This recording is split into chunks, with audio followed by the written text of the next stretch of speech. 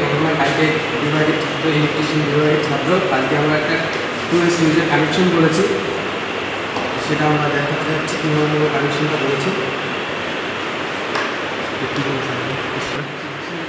এটা আমরা লাইটের ফেস কানেকশন নিয়েছি।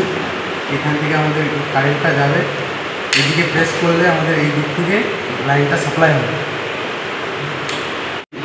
ফেস থেকে লাইন দিয়ে এখানে স্থির থাকবে।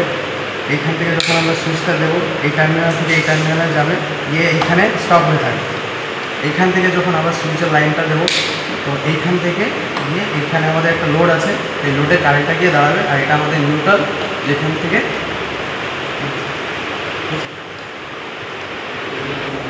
ঘুরে দিতে হবে।